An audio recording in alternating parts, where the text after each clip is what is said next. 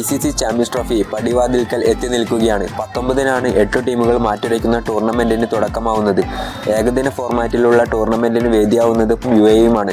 ഇന്ത്യയുടെ മത്സരങ്ങൾ ഒഴികെ ബാക്കിയെല്ലാം കളികളും പാകിസ്ഥാനിൽ നടക്കും. 1996-ലെ ഏകദിന ലോകകപ്പിന് ശേഷം പാകിസ്ഥാൻ ആതിഥേയത്വം വഹിക്കുന്ന ആദ്യ ICC ടൂർണമെന്റ് കൂടിയാണിത്. നിലവിലെ ചാമ്പ്യന്മാരെന്ന തലയെടുപ്പോടെയായിരിക്കും മുഹമ്മദ് റിസ്വാൻ നയിക്കുന്ന പാക് പട ഇത്തവണ ഇറങ്ങുക. 2017-ലെ അവസാന ടൂർണമെന്റിൽ ഇന്ത്യയെ 180 റൺസിന് തകർത്തായിരുന്നു അവരുടെ കിരീടധാരണം. അന്ന് നേടിയ കിരീടം നിലനിർത്തുക എന്ന വലിയ ചലഞ്ചുമായിട്ടാണ് പാക് ടീം ഇത്തവണ ഇറങ്ങുക.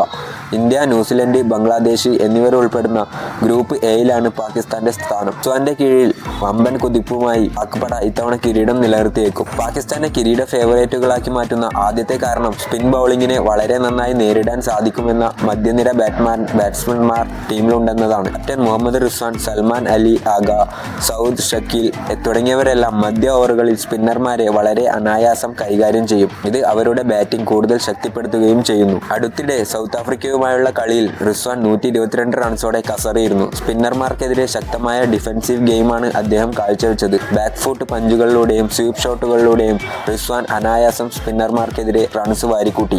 ആകെയും ഈ കളിയിൽ പുറത്താവാതെ 134 റൺസോടെ കസറിയിരുന്നു. സ്പിന്നർമാർക്കെതിരെയുള്ള അദ്ദേഹത്തിന്റെ പ്രകടനം ഏറെ മികച്ചതായിരുന്നു. പാകിസ്ഥാൻ ടീമിനെ കിരീട ഫേവറേറ്റുകളാക്കി മാറ്റുന്ന രണ്ടാമത്തെ കാരണം ഹോം ഗ്രൗണ്ടിലെ പരിചിതമായ സാഹചര്യങ്ങളിൽ കളിക്കാനിറങ്ങുന്നു എന്നതാണ്. ഇന്ത്യക്കെതിരായ ഗ്രൂപ്പ് ഘട്ടത്തിലെ മത്സരം മാത്രമേ അവർക്ക് ദുബായിൽ കളിക്കുന്നുള്ളൂ. ബാക്കിയുള്ളവയെല്ലാം സ്വന്തം നാട്ടിലെ ഗ്രൗണ്ടുകളിലാണ്. ഫൈനലിൽ ഇന്ത്യൻ ടീം എത്തിയില്ലെങ്കിൽ ലാഹോറിൽ പാകിസ്ഥാന് കിരീടപ്പോരിനും ഇറങ്ങാൻ സാധിക്കും. സ്വന്തം നാട്ടിലെ പിച്ചുകളിൽ കളിക്കുന്നതിനൊപ്പം കാണികളുടെ അകമഴിഞ്ഞ പിന്തുണ കൂടി ലഭിക്കുമ്പോൾ പാക് ടീമിന്റെ ആത്മവിശ്വാസം വാനോളം ഉയരും. ഇനി ഇന്ത്യയുമായി ദുബായിൽ വെച്ച് ഫൈനലിൽ കളിക്കേണ്ടി വന്നാലും അത് പാകിസ്ഥാന് വലിയ ക്ഷീണമാവില്ല. കാരണം പാക് ടീമിനെ സംബന്ധിച്ച് അവരുടെ ഹോം ഗ്രൗണ്ട് പോലെയാണ് ദുബായ് അന്താരാഷ്ട്ര സ്റ്റേഡിയം. ഒരുപാട് മത്സരങ്ങളിൽ ദുബായ് കളിച്ചതിന്റെ അനുഭവ സമ്പത്തും ഈ പാക് ടീമിനുണ്ട്. 2021-ലെ T20 ലോകകപ്പിൽ ഇതേ ഗ്രൗണ്ടിൽ ഇന്ത്യയെ 10 വിക്കറ്റിനും അവർ നാണം കെടുത്തിയിരുന്നു. അടുത്തിടെയാണ് സൗത്ത് ആഫ്രിക്കയ്ക്കെതിരെ നാട്ടിൽ 353 റൺസിന്റെ റെക്കോർഡ് ടോട്ടൽ ചേസ് ചെയ്ത് പാക് പട ക്രിക്കറ്റ് ലോകത്തെ ഞെട്ടിച്ചത്. ഏകദിന ചരിത്രത്തിൽ അവരുടെ എക്കാലത്തെയും വലിയ റൺസ് ചേസ് കൂടിയാണിത്. സമാനമായ അത്ഭുത പ്രകടനങ്ങൾ ഇനി ചാമ്പ്യൻസ് ട്രോഫിയിലും പുറത്തെടുക്കാൻ പാക് ടീമിന് കഴിഞ്ഞേക്കും. പാകിസ്ഥാന്റെ കിരീട സാധ്യത വർദ്ധിപ്പിക്കുന്ന മൂന്നാമത്തെ ഘടകം ശക്തമായ ബൗളിംഗ് ലൈനപ്പാണ്.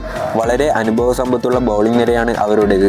ഷഹീൻ അഫ്രീദി, ഹാരിസ് റൌഫ്, മുഹമ്മദ് ഹസ്നൈൻ, നസീം ഷാ എന്നിവരെല്ലാം ഉൾപ്പെടുന്നതാണ് പാക് പേസ് നിര. അടുത്തിടെ സമാപിച്ച ത്രിരാഷ്ട്ര പരമ്പരയിൽ 3 കളിയിൽ നിന്നും 6 വിക്കറ്റുകളുമായി ഷഹീൻ കസറിയിരുന്നു. ഷഹീനൊപ്പം റൌഫ് കൂടി ചേരുന്നതോടെ പാക് പേസ് ആക്രമണത്തിന്റെ മൂർച്ച വർദ്ധിക്കും. ഇവരെ പോലെ തന്നെ ഇമ്പാക്റ്റ് ഉണ്ടാക്കാൻ സാധിക്കുന്ന മറ്റൊരു ബൗളറാണ് യുവതാരം നസീം ഷാ.